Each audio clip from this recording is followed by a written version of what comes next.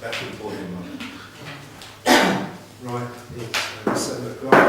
Welcome to another meeting of the Audit Committee. We have this unusual situation that there are no other questions. Right, this is the last meeting. That's correct. I agree. I'll never say anything else. Say one other. Any disposable pecuniary interest? Do you disposable or any other interest at all? No? Other question time there. Is that it? First time in some time. And members' items? No? And now no apologies, I should have asked that. So we've got Councillor Brodkin, who's not here, and Councillor Schuster. Vice Chairman. So, right. So we go on to item 6, internal audit and risk management. Can I ask Caroline Literacy to introduce? Thank you, Chair. Thank you. So the report this quarter shows that we've issued 18 reports. Of those, we had one no assurance report. Thank you. One no assurance report, which I'll go into more detail on in a moment, which was around the contract management of the Barnet Homes Agreement. And we had 3 limited assurance reports. The first one being around the PFI street lighting contract, and 2 for schools, so Livingston Primary and Roche Penal, and for the Barnet Homes Management Agreement audit and PFI street lighting, we have officers from the council here to take any questions afterwards. Just to say that on the follow-up of previous recommendations, I'm pleased to say that this quarter we found it all been implemented, so we've got 100% performance against that. Around our own PIs, we met all the PIs except for the performance against the plan, which was a little bit below target. But we're comfortable that we will meet that target by the end of the year. The majority of the remaining audits are already on the way, so we're just pushing towards meeting that end of the year deadline. If I just go through to the detail then, so page 7. I should point out that Caroline Literacy is now, her official title was Head of Internal Audit.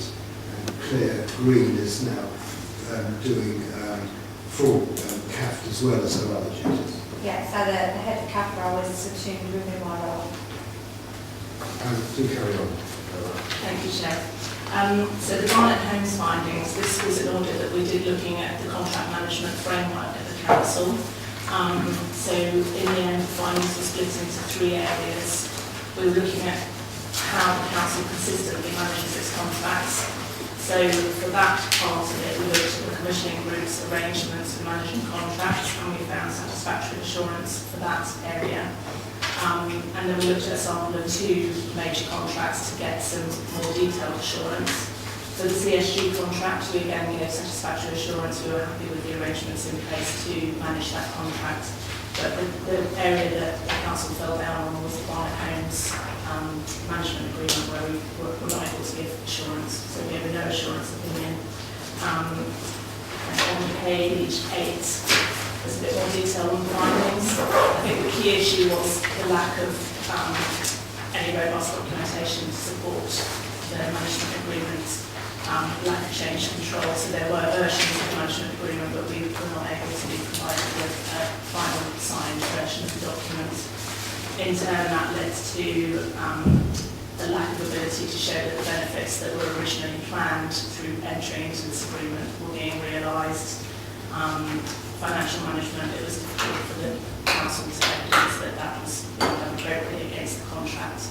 And I think particularly under the framework for the commissioning council, the need to manage all of the delivery units on the same basis is important, which is why we highlighted these areas of weakness in the Barnet Homes Agreement.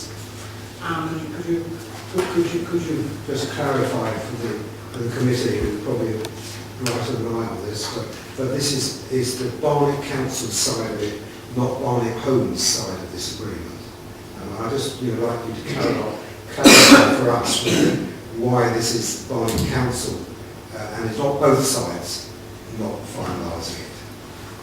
So it's because we were looking at how the council manages the contracts through which it makes payments to other bodies. So CSG, for example, Barnet Homes is another example. So we're looking at how the arrangements are fit for purpose in that respect, because you need to be able to hold any provider to account against the terms of the contract. So that's where the failings were. You carry on. Well, it's just a general point. I'm interrupted, so It was just, I mean, again, it's a lack of background knowledge really on my part, but I just was interested to know exactly what these management contracts covered and what sort of values we were talking about. I think that's something we can address to the director when we come to it. Councillor. Just carry on. Thank you. And just to explain back on page 7, where we mentioned the direction of travel, the query was raised around the fact we didn't have a direction of travel on this report, and again that's because we were looking at the framework in place at the council, and it was really the first time we looked at those arrangements. The Barnet Homes aspect of it was just one element, so there was no clear comparator in a previous review that sometimes the direction of travel was not as easy to state, the scope of the orders been different in the past.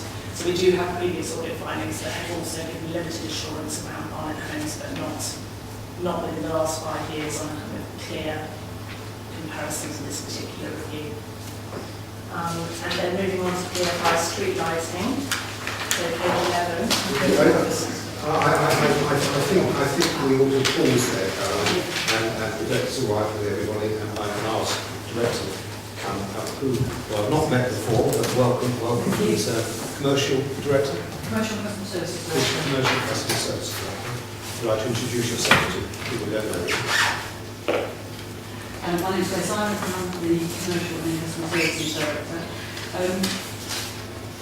That's my name, so yeah. Just say that again, please. So Claire Simon is the Commercial and Customer Services Director. Right, we're going to ask a few questions if we may. Just can I ask just the first one? So we've seen it's wrong now. There's no direction of travel. So how long has it been undiscovered? Yes. So we already knew there were issues with Barnet Homes in previous audits, but not exactly the same terms of reference as this review.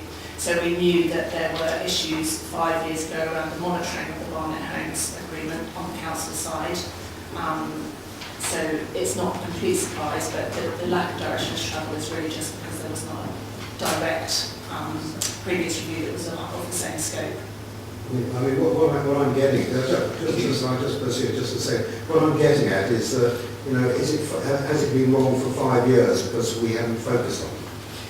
So I think the findings from previous reviews, so the review that looked at the monitoring of the Barnet Homes Agreement 5 years ago, we would have followed that up because that had priority 1 recommendations in it, and we would have found that those had been implemented.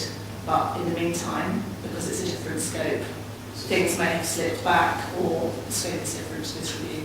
Thank you very much.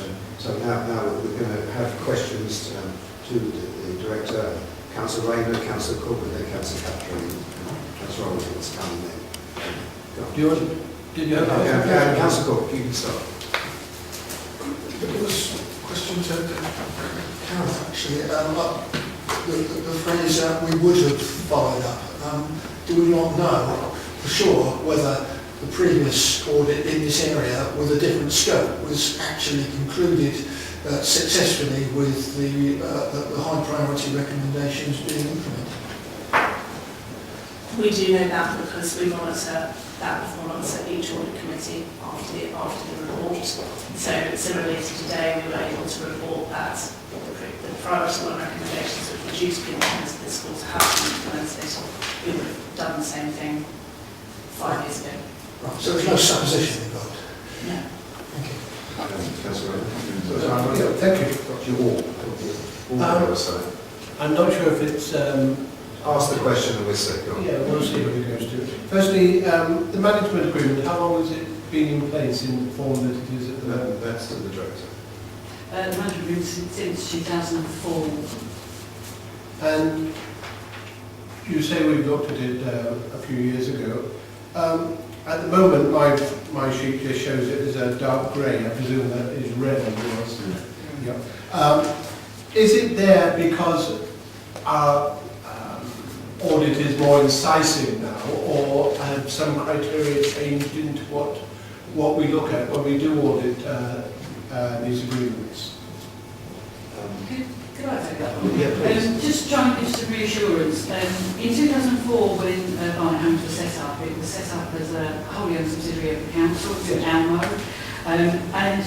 My comments in here actually said that what we're comparing that management agreement to now is the type of contractual relationship we have with Capita through CSG. The ALMO, as it was set up for the purposes that were set out in 2004, which were around calculating the decent homes monies. What the audit has done is it's tried to compare the good practice that we've put in place for CSG and how we can actually put that in place for Barnet Homes. So we've got a historical, different type of vehicle which we're now trying to bring up to speed in terms of the good practice that we're now using for our contract management regarding CSG. So I think we are comparing something that's slightly different back, and as the audit says, historical issues back in 2004 to where we are now, where we're putting in a delivery plan which will bring up the monitoring of Barnet Homes to the same type of standard that you're expecting that we actually undertake for the CSG contract as well, and other contracts we've got with Capita. Thank you. We're not necessarily comparing eggs with eggs, is what you're saying. Yes. I mean that's right, but it does raise the question, which is really almost what Councillor Cook and Councillor Rowland really touched upon it, is that when it was an ALMO, and I must declare that I was a director of Barnet Homes, although that was a long time ago. We were together. Yeah, at the time it was an ALMO, and when obviously and was part of the council. Although an arms management company, and therefore the need for a more detailed contract was not necessary. I understand that, but at what stage did it become necessary, and how long has there been before we got to the stage where we now realise it wasn't done? Again, the management agreement is still the same management agreement. All we've done for this current year is to extend that by 1 year. So we still haven't, if we're being pedantic, we still haven't got the same type of contract with Barnet Homes as we have with CSG. It's still a management agreement. But it hasn't been dealt with. So what's wrong with it? So what's wrong with it is we haven't actually got the processes such as issue resolution, benefits realisation that you would expect from CSG, and indeed you would expect from Barnet Homes. However, over the years we've monitored Barnet Homes through their performance reports, through CRC reports and things like that. So the question to Caroline, I suppose, is what you said was that it wasn't down to the Barnet Homes, it was down to Barnet Council, or capital within Barnet Council. The bottom line question is, you have no confidence audit-wise. How long before you have substantial confidence? What do they need to do, and how long is that likely to take? Well, that's really Right, so